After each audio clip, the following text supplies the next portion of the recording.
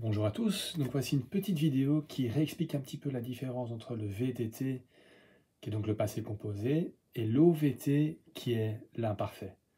Donc le VTT est un temps qui est en règle générale utilisé pour parler de choses qui sont passées assez récemment et qui ont encore une influence sur le présent. Par exemple, des choses qu'on a pu faire ce week-end ou la semaine passée ou il y a 2 semaines, mais il n'y a pas trop longtemps. Alors, le passé composé se forme bien évidemment d'un sujet, d'un auxiliaire have ou sein qui est conjugué en fonction de la personne, des compléments et aussi donc du participe passé. Alors on se souvient la différence entre l'auxiliaire haben et sein, que l'auxiliaire sein est en règle générale utilisé quand on parle de mouvement et plus particulièrement quand on part d'un point A vers un point B. Par exemple, on sort de chez soi pour se rendre à l'école ou on sort de l'école pour se rendre à un club sportif, par exemple, à un point A vers un point B. Donc quand il y a du mouvement spécifique qui est dirigé d'un point A vers un point B, là on va utiliser l'auxiliaire sein. L'auxiliaire have est plus souvent utilisé pour parler donc de verbes d'action, des choses qui se passent durant la journée. Il peut aussi avoir du mouvement pendant cette action, mais ne fait pas vraiment référence d'un point A vers un point B.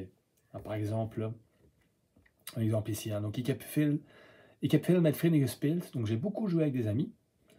Le sujet, l'auxiliaire have qui est conjugué à la première personne, les compléments, ainsi que le participe passé.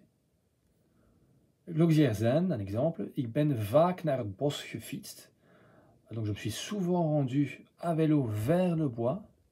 Donc il y a la petite préposition naar ici qui indique donc qu'on est passé d'un point A vers un point B. Donc il faut utiliser l'auxiliaire être et donc mettre le participe passé en fin de phrase.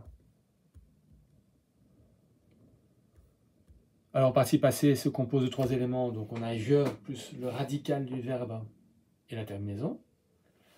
Certains verbes sont réguliers. La règle générale est d'ajouter D au radical. Donc, je plus le radical plus D à la fin.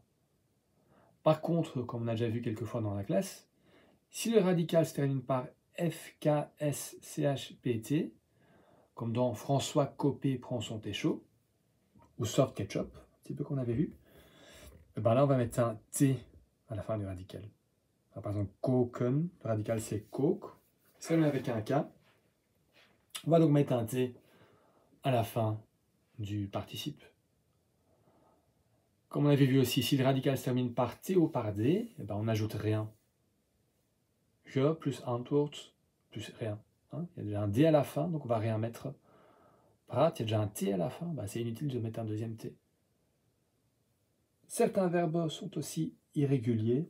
Donc comme j'avais dit en classe, il faut vraiment connaître ceux qu'on rencontre au fur et à mesure des exercices, au fur et à mesure des cours, et donc les retenir.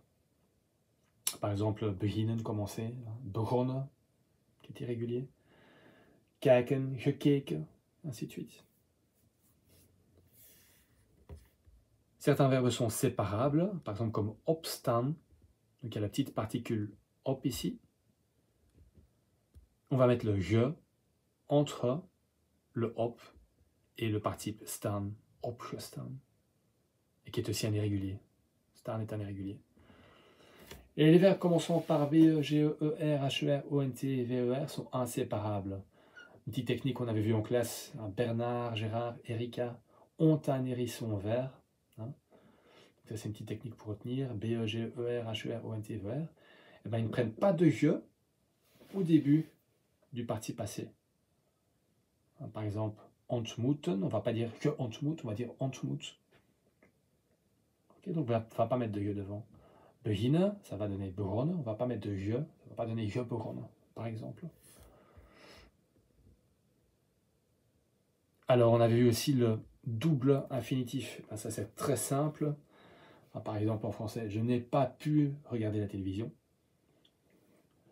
En néerlandais, c'est plus simple qu'en français, dans le sens que les deux infinitifs en fin de phrase, on va les laisser comme ça.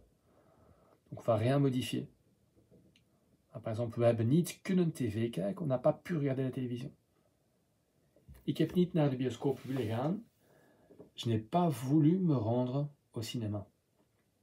Donc le premier infinitif, kunnen, moeten, willen, zullen et mogen. Donc tout ce qui est auxiliaire de mode, on le place d'abord en premier lieu. Et le verbe d'action, donc comme tv kijken, gaan studeren en zwemmen, on le met en deuxième lieu. Donc un exemple, we hebben niet kunnen tv kijken, on n'a pas pu regarder la télévision. Ik heb niet naar de bioscoop willen gaan, je n'ai pas voulu me rendre au cinéma, et ainsi de suite. Ok, donc ça réexplique un petit peu ce qu'on avait vu en classe, donc le passé composé qui est un temps qui est en règle générale plus utilisé pour parler de choses qui sont passées récemment. Puis alors on a l'imparfait, qui est un temps qui est utilisé pour parler de choses qui sont passées il y a plus longtemps et qui n'ont plus vraiment d'influence sur ce qui se passe actuellement. Donc il y a un mois, il y a 2 mois, il y a 1 an, il y a 2 ans, il y a 5 ans, et ainsi de suite. Alors évidemment, on a donc le sujet, on a le radical, et en règle générale, on va ajouter DE pour les sujets au singulier, donc les 3 premières personnes du singulier, ou DEN pour les sujets des 3 personnes au pluriel. Par exemple, ik studeerde, j'étudiais, we studeerden, nous étudions. DEN. Alors ici, c'est un petit peu comme le passé composé. Si le radical se termine par TK, F, S, C, H, P, François Copé prend son thé chaud, sauf ketchup un petit peu comme vous l'avez vu, et bien là, on va mettre TE à la fin pour les verbes, pardon, pour les sujets au singulier, et TEN pour les sujets qui sont au pluriel. Donc l'imparfait, c'est le radical plus DE ou DEN, T ou TEN. Si le radical se termine déjà par une consonne sourde, comme on a vu. Et contrairement au passé composé, ben, c'est plus simple dans le sens qu'il n'y a pas d'auxiliaire. On ne doit pas réfléchir si on va mettre l'auxiliaire hebben ou si on va mettre l'auxiliaire zen. On a simplement un sujet, un radical et une terminaison DE, DEN, TE, TEN. Alors il faut bien évidemment aussi se baser sur le son. Donc ça, c'est un petit peu différent par rapport au passé composé. Dans le sens qu'ici, reizen, qui signifie voyager. Il est vrai que le radical c'est reis, donc en toute logique, il se situe ici. Hop, voilà, il se situe ici, donc dans François Copé prend son thé chaud. Donc en toute logique, on aurait mis TE ou TEN. Ok. Mais si dans ce cas-là, on va se baser sur le son original. Et le son original, c'est raison avec un Z. Donc le Z n'est pas dans François Copé prend son thé chaud, donc on va mettre un DE et pas un TE. Vrazen. Donc le son original, c'est avec un Z. C'est vrai qu'il va se transformer en verras au radical. On va quand même se baser sur le son original et on va mettre un DE. Proeven, goûter. Le radical, c'est proef. Proefde, même chose. Donc le son original, c'est un V. Geloven. Le radical, c'est geloof avec un F. On va mettre un DE, geloofde. Si les radicales se terminent déjà par D ou par T, et ça c'est contrairement donc au passé composé, ben on va quand même ajouter un deuxième D ou un deuxième T. Par exemple, antwoorden, le radical c'est antwoord avec un D, on va quand même mettre un deuxième D. Contrairement au passé composé. Praten, le radical c'est praat, ça va donner praat. Et donc comme j'ai dit, l'imparfait est utilisé vraiment, enfin dans la langue néerlandaise, pour parler des choses qui ont lieu il y a plus longtemps, il y a 1 an, il y a 2 ans. Par exemple, je jouais à la télévision, ik speelde videospelletjes op de televisie, of ik keek naar een film, je regardais un film. Contrairement au passé composé, ik heb een televisie gekeken dit weekend. Een televisiefilm, pardon, gekeken dit weekend. J'ai regardé un film à la télévision ce week-end-ci. Donc il n'y a pas tellement longtemps. Donc on voit la différence. Ok. Voilà, donc j'espère que cette petite vidéo explicative vous permet donc de revoir un petit peu la différence entre le passé composé et l'OVT. Merci à vous.